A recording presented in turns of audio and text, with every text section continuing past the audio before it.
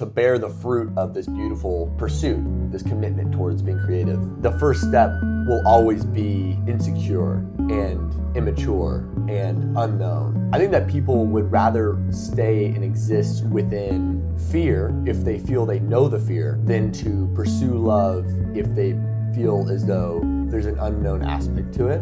And our relationship that we have to the unknown is, at least in my mind, what creates a healthy life. Feeling insecure is the doorway through which we come into contact with who we really are. Oh, that makes me sad that you don't like that, or like you don't like me, or whatever. But that's also okay. I like it. It's process. I feel so shiny though. Oh well. I'm glowing. Hi everybody, and welcome back to another episode of Flowering Philosophies. I am your host, Anaya. I am here at my table with a little warm drink, flowers, my journal, but today we have a very special edition. I am sat across from a wonderful friend, Sam. Sam is a friend of mine. He is also a fellow artist. We just got back from picking out some unique winter flowers. Right? What's catching your eye? The world is your oyster, Sam. Look at all these peonies. What are these called? Peonies. Do you know the names of all these? Most of them. It's returning. It's going back to what is most central. So I think that that's sort of what I have in mind in regards to the floral arrangement, but I'm not entirely sure what that represents. Well, but I see a lot of wintry stuff over here. Yeah, I mean, so let's see. If you don't mind, my creative juices are Yeah. Okay. From you know the ice cream from Narnia? Yes. Wait, what should I put it in the pile? Put it in the pile. In my pile. There you go. We're using some pepperberry, which I've never used before. We got a little.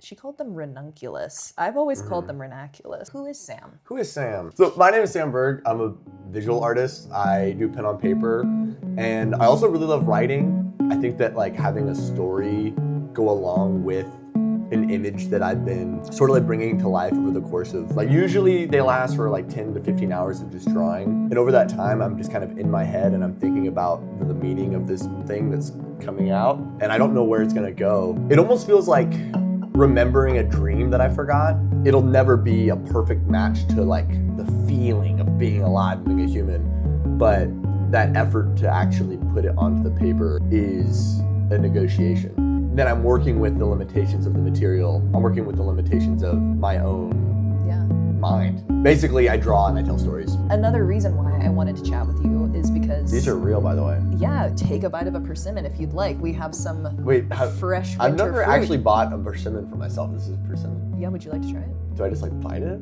Yes. Like, you don't have to do anything? Nope. Why do they kind of look like a tomato? I don't know. It's the national fruit of Japan. They're so delicious. I want to make a persimmon cobbler or crisp. Okay. Like an apple crisp. It's almost like a afraid pear to with do a little that. cinnamon. I feel like it has a cinnamon-like flavor. Okay. It's much firmer than I thought it was going to be. Yeah, it's not as like cushy. Yeah. Anyways, What do you think? it's all right. Oh, you don't love it though? I don't love it, Okay. but it's good. I'm going to eat it. Okay, I'm glad. It's my favorite winter fruit of choice. Okay. Yeah. What drew me to this conversation was the way that you fund your lifestyle from your drawing. I know there's a lot of working artists in this world. Maybe we're talking to some of them and this and that, but it sort of felt like a bit of an isolating journey trying to figure out, okay, yeah, I love to make things. I feel passionate about this, but how am I actually going to bridge just my passion and love into something realistic that could fund my lifestyle? You make your living from selling your work on the street, meeting people, making those connections, and you have your first ever art show coming up. Sometimes like there's not really a guideline as to how to go about that type of lifestyle, preserving your creativity, sustaining it. I know that I'm learning my own ways to do that, but I'm always interested in learning from others as to how they preserve their state of creativity, continue to stay inspired, and make the life that they're living actually work. And you're definitely one of my inspirations in those ways. And Well, thank you. There's a lot of people that would want to do art full time if it weren't so unclear about how to do it. It's unclear. Yeah, the fact that it's sustainable and the fact that I'm living on it has brought some level of clarity, and then immediately I acted on it and I really pursued it. It seems like there's a bit of a different path for everybody. Because like when I was starting out with wanting to do art full time, I was looking at YouTube videos. I was looking at people like top 10 things to do as a freelance artist, or how to make money with your art, and blah, blah, blah. It actually would make me feel more anxious. Yes. I'm not actually thinking about the resources that I have, what's in my life, and how can I go about selling my work, making money, making better art, all this sort of thing. I'm just wanting someone to tell me what to do. That's the scariest thing about working for yourself, is the fact that no one's gonna tell you what to do. Incredibly freeing, and it's beautiful, and it's amazing. Absolutely. It's also like, wait, like no one cares about it. Like, no one's gonna be able to care about it as much as you care about it. Right. People, Sorry. I'm like, right. Yeah. No one's gonna care about it unless you care about it. There's the initial imagined identity that you long for. So you've probably experienced people's poetry before you became a full-time poet, YouTube extraordinaire, right? There were people that inspired you, that kind of showed you, okay, I kind of want to do something like that. Yeah, or like, oh, I could do that. Yeah. Yeah. Visual artists, there's a lot of very famous examples of people that are inspiring that you learn about in school, or maybe just on your own. Absolutely. And you think, whoa, like, what if I could do something like that, you know? How do I become this more complete, more finished version of myself? Which is a very unfortunate double bind, because you almost want to like be that before you begin. It's inherently like that identity is unborn. Yeah. It's almost like everyone has this potential within them to bear the fruit of this beautiful pursuit, this commitment towards being creative. The first step will always be insecure and immature and unknown. And inherently, I think that people would rather stay and exist within fear if they feel they know the fear, than to pursue love if they feel as though there's an unknown aspect to it. Foundational essence of existence is unknowable and mysterious. And our relationship that we have to the unknown is, at least in my mind, what creates a healthy life. Because I think that if we reject the unknown, we're rejecting a really deep, intimate part of what it means to be a human. I have a lot of deep reverence for practices of faith. Yeah. At the same time, I think that it's more, for me at least, I think that I prefer the word commitment. So it's like, rather than saying I'm manifesting this thing, it's like, no, I'm committing to this. Clearly, I don't have control over a lot of it, but understanding the limitations of my own body, understanding and connecting to the sovereignty of my existence, man, like I'm gonna commit myself to that. Realizing like, oh my God, like I need to draw, I need to tell stories, and I need to share these stories with people. It's so meaningful to me. I'm committing myself to this. Whenever I'm like telling stories to people on the street, or like I'm talking about this with people will often say like, man, I just wish I was that passionate about something. Like I don't have any control. Like I don't feel like there's anything I care about that much in my life. I actually really don't believe them. But passion also must be cultivated over time. You're not just gonna wake up one day and be like, wow, I'm in love with this thing that I do. It's a journey. Yeah, it's a journey, and it always starts really small. Growing up and going through college and everything, did you have that inkling in the back of your mind that you did want to commit yourself to this passion? Did you ever get discouraged by kind of just maybe words around you, or people telling you maybe what was realistic or not? Like, what was that journey like for you before it started to actually happen and fund your life? Yeah. That's a great question. So I would record myself with my friends, and like then I found iMovie, and I was like, oh my God, this is so cool. iMovie really opens doors. Oh yeah, it was the best. Some of my earliest memories, my parents had this little coffee table, like probably like must have been like 1.5 feet off the ground or something. It was just some like crappy little coffee table that we had in the playroom. I would get like a big ballpoint pen or whatever in a printer paper, A4 size, and I would just sit with my knees tucked in on the ground, and I would just like be like this, and I'd just be drawing. Because it's so much fun. I would like imagine whatever I wanted, and I would spend so much time doing it. It was great. It kind of just never left. Like, I'm a curious person, but I wasn't very like motivated by getting good grades. Same. Unfortunately, I love learning, if there's something that I couldn't feel its direct applicability to my life, I really struggled to study hard about it. So I also was a missionary kid. So I grew up in East Africa, and I went to a missionary boarding school in Kenya. And How many years were you there? I was there for 7, 8 years. First it was in Rwanda, and then I lived in Kenya. Actually, the really weird way that I got into UT was like, it wasn't weird. It was weird that I got in. That's the weird part, is that I got in. My grades were fine in community college and stuff. Like, applied the first time, didn't get in. And the second time, I heard about this thing called the Humanities Honors Program. Wow. So basically, you create a thesis, and you can pick from any class within the university, from any college within the university. 15 people are accepted into that program. So I applied to it, and then I learned afterwards that was the case. And I was like, well, there's no way I'm getting that. And I didn't get it. And so then I was like, okay, I guess I'm gonna live with my friend Micah in Florida, and I'm just gonna work and save up some money, and then like maybe try to go to school next year. I had signed my lease in Florida. I was ready to go. And a week before classes started, it was like, your My Status UT page has been updated. I was like, that's weird. I looked up and I was like, oh, you've been accepted. What? I've been accepted to the thing. There's only 15 people. I already had signed a lease in Florida. And I remember being like, wait, like completely flabbergasted. And I called my dad, and I remember my dad being like, so what do you want to do? Like you don't have to go to school. And I was like, whoa, like, that's kind of crazy. Like, yeah, like I already have this whole thing lined up. I don't have to do this.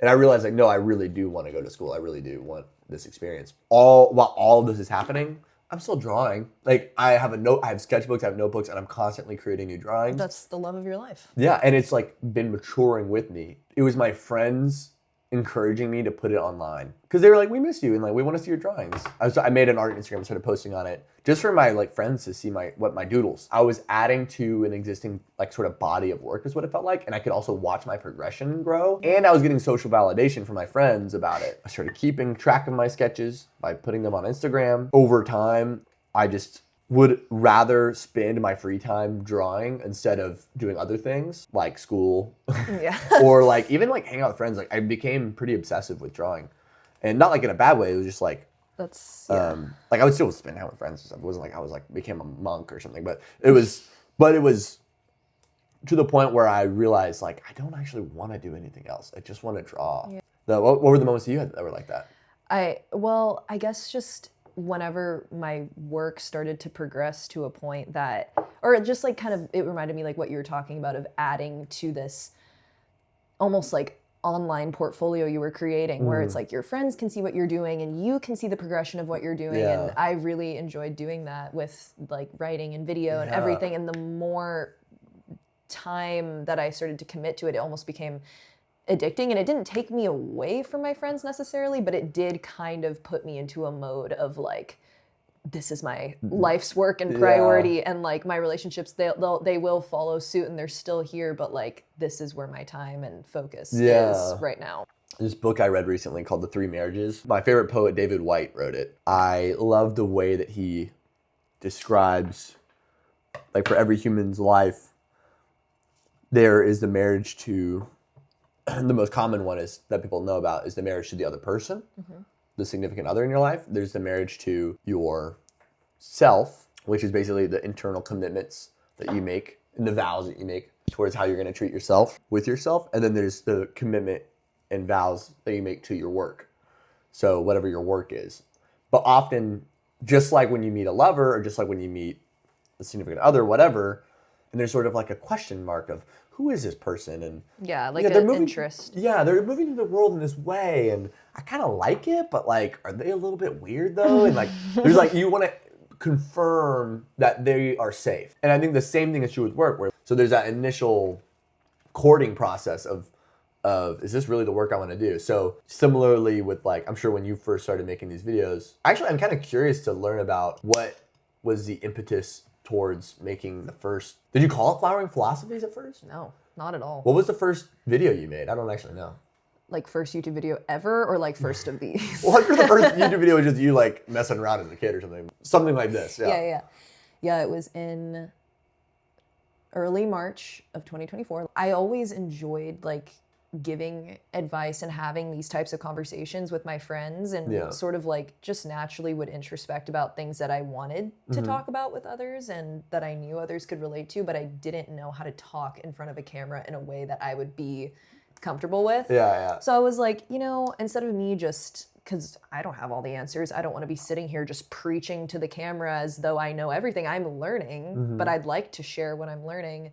Why not try to disclose that information while doing something that I'm passionate about and that I love? Okay. So I usually would buy flowers every week. So I was just sitting down at the dining room table and was like, let's chat about this. Yeah. And that turned into a lot more than just that. But I love that because it's like you were already doing it. Yeah.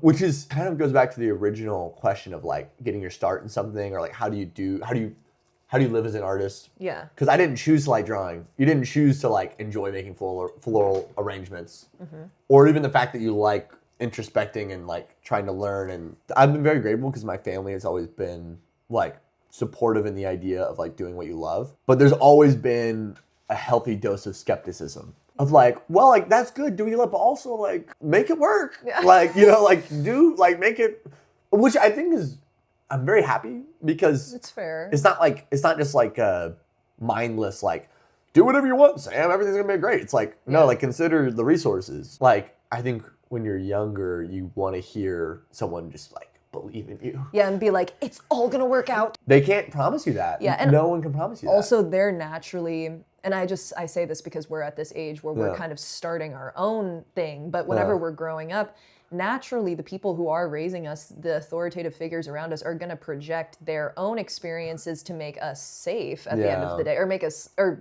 try to provide a sense of safety. Like, don't make this mistake that I did or what I've seen, or maybe go the safer route. Even if they do believe in you, I think there's that element of like, okay, but let's make sure you're being practical because we want to protect you. There's not any working artists in my family, so Same. there's not like this, oh, well, they made it work and they're okay. Yeah. Wanting some sort of leader or guidance, and maybe it doesn't always come in the most obvious traditional way, but like resourcing those inspirations, or people like being like, okay, they've done it in this way. And it's like every journey is different, like we said, but being able to source some sort of inspiration from people is, I think, really important. It's so important. Like, and it also acknowledges the reality that we are not the first people to do this. That, to me, I've been really loving that recently, because there's a plethora and a deep history and tradition of every art form. It's easy to get lost in the sauce of what's cool now, what trends are happening now, or like who's in my algorithm, how many subscribers, blah, blah, blah. Right. It's like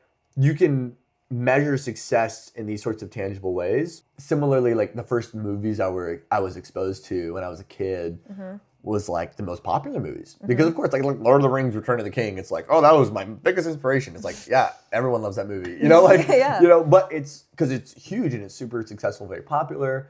And so of course it crossed into my world, because if something is extremely popular, by definition, most people have seen it, or more people have seen it. Right. So I'm more likely to engage with what is popular. The quality of your work and the connection you have to your art should not relate to something that is completely ephemeral. That has nothing to do with quality or like your relationship with the work. It shouldn't have anything to do with it. And how many people will appreciate it versus like what you're actually making. If you're doing it for that other thing, well, you're going to be really sad. Inevitably, when the rug gets pulled out from underneath you. This day and age, it's like one of people's most common incentives to put themselves out there is so that they are recognized, or that they do gain numbers, or that they do gain this sort of recognition that they're looking for.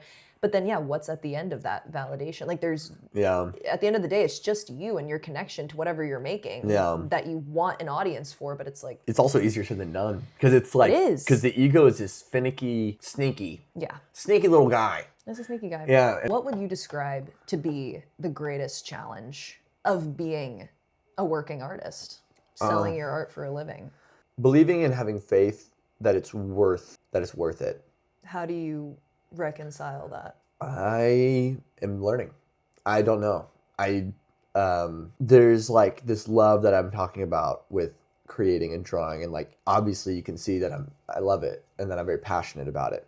And then there's also this other love that I have for like the people that are in my life and my family members and my parents and my grandparents and my brothers and my sisters. I love these people so much. I would do anything to like care for them.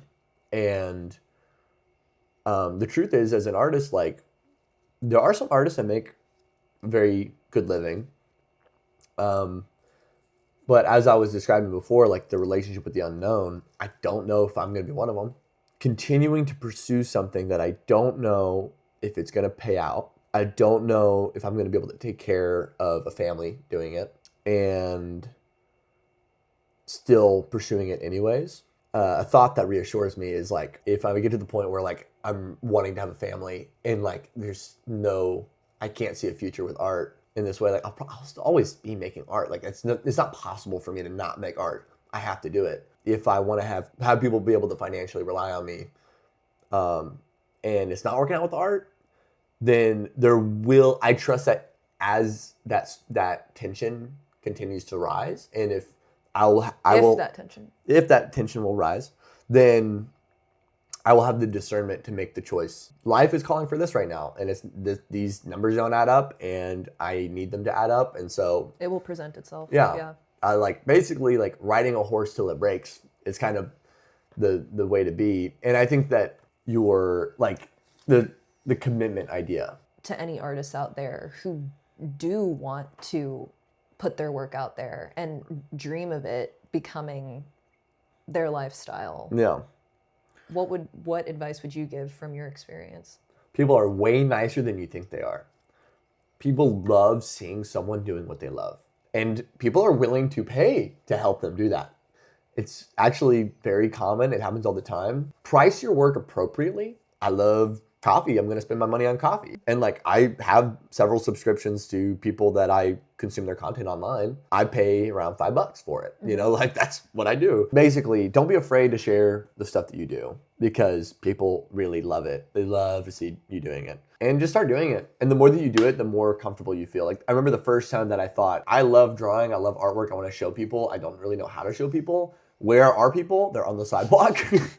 Let me go to the sidewalk. Let me go put it out there. And just like literally just sit on a lawn chair and like say what's up, you know? Like, because that's where the humans are. Like, leave your pride at the door. Like, people would feel street art is somehow less valuable than gallery art or something. It's all the same. It's just drawings. Like, it's just drawing, it's just painting, it's just whatever. It's you put your brain towards something and put it onto a piece of some sort of material, whether it's like the film and stuff, and then you put it into a file and you put that on a computer and the canvas is a timeline. Ink on a piece of paper. It doesn't matter. It's just you did something interesting at a particular time and space and you want to share that with someone else. Where are the people? And then find them and put it in front of their eyeballs and get them to look at it and talk to them. Embrace insecurity. Feeling insecure is the doorway through which we come into contact with who we really are. If you want to find out who you really are, there's this necessary passage that you must brave, and it's uncomfortable and it feels horrible, but you go through it and it's like this tunnel and it's dark and you hear all these voices and you're like, you're stupid, you're dumb, you're not gonna make it, like what are you doing? Literally, yeah, cringe. That's like the main thing. You walk through that and then you learn, and then your eyes adjust to the dark. Oh, there's actually nothing here. There's nothing here to be scared of. And like you see things for what they really are. And it's about like loving that part of yourself and understanding what it's trying to do for you, probably protect you. And then to be like, wow, that's a part of me. And then integrate that into your person and then to keep going. I've always said that like insecurity is such an important tool and part of the journey because it's showing you exactly what might be holding you back, like what fear, like you said, maybe there's nothing actually there, but it's this like idea or this blockage that might be keeping you from where you want to go. Yeah. And sometimes like we feel insecure about things, and actually guess what? Sometimes it is really embarrassing. Yeah, it's actually worth being insecure about it. That's the scary part, right? Is like, in what ways am I actually like that? Like, and that's what's the real work actually can take place. That's how do you handle the perception of your work? How do you not let the perception of the people on the sidewalk looking at what you do affect your actual state of creation? Because I have struggled with like knowing what I love to create, but then whenever the opinions and feedback, whether it be negative or positive, come in, it sort of infiltrates my ideas of what I should do, maybe in a good, inspiring way, but also maybe in a way that kind of robs me of some authenticity. So how do you handle the perception? I have practiced being like, I will never be you and you will never be me. And like that's just like, that's your business. Yeah. You know, like, and I think That is your business. It's your business. People's And perception is their business. straight up. Obviously, I care about the way that you feel. And in the way that you perceive me, that's sort of my business. But like, to what extent? Obviously, I live for validation. Like, I live for people being like, we love you. Like, good job, keep doing it. Your work is good. I want that and I need it. But then how much more do I need it than like going on a good, peaceful walk or like journaling or spending time with a loved one? I actually don't need it nearly as much as I need those things. Yes, and like those things fuel the creation that then you're searching for the validation for, but Yeah. it's like the validation's not going to necessarily feed what's growing your art in the first place. And even if someone says something that hurts my feelings, like having more space to hold, the more time that you spend engaging with these things, your tolerance increases. And so your world becomes larger. And then when someone says something that hurts your feelings, you can actually hold that. Oh, it makes me sad that you don't like that, or like you don't like me, or whatever. But that's also okay. But this is kind of what we're working with as of right now. Whoa, this is We crazy. have, so imagine she's a little more condensed. You can put her in your own base, like so. But I don't know. I wanted to have our little ranunculus popping out, our little thistle. Man, the like, distribution. hey. Dude, I love it though. Oh. It's like, I like how wild it looks. I love the Yay. deep greens, deep blues, deep reds, the purple in there. I am very glad that we had this conversation today. Yeah, I hope that made any sense. It made it. I like went on. That's a how I feel tirade. every time I film. I'm like, okay, maybe none of that made sense, but that's what I have to say. Are there anything else that you'd like to say to the audience, and anything you'd like to showcase or present or add? Follow me on Instagram @_open_journal_. That's where I put all my drawings. I always tell people I'll be drawing until I die because that's a commitment I've made, and I will be doing that. I hope you follow my drawings. I hope you like my drawings. Oh man, what do I want to say to people? Like, hold this with your final thoughts. Yeah, thank you. I hope everybody is embracing the unknown while also trying to very deeply and sincerely understand what they want to do with their life and what they love in their life. Just you are your own best friend. And I really hope that everybody cultivates a very healthy friendship with themselves. I'm biased because I like drawing, but I also really hope that everybody has a craft, something that they can work on, something they can get better at. And like, it's just for you. And maybe one day you want to share it, maybe not. But like, it's like taking yourself out. You know, it's like, it's just treating yourself right, I think, to have a craft and to do things that you love. And it seems that they probably already have an interest if they're watching your YouTube channel and they enjoy you seeing you do these things. I just hope that they also will take all of it and they'll be like, I'm gonna do this for me too. You know? That's why we're here. That's what it's all about. Cheers. Cheers to that. Cheers to that. Boink. Thank you, Sam, for I like being this here. mug a lot. This is a good. I thought you might. Yeah, I appreciate it. I like this. Well, thank you guys for watching. Thank you for joining me in another episode. And I will see you very, very soon. Hope you're having a beautiful morning, afternoon, evening, wherever you are, whatever you might be doing. Thank you for joining. And never forget that we are on this journey together. Amen to that. Amen to that. Cheers. See you next time. That was great. Here you go. Oh, thank you. Take that home, put it in a vase. Oh yeah. It's actually really beautiful. Thank you. I love it.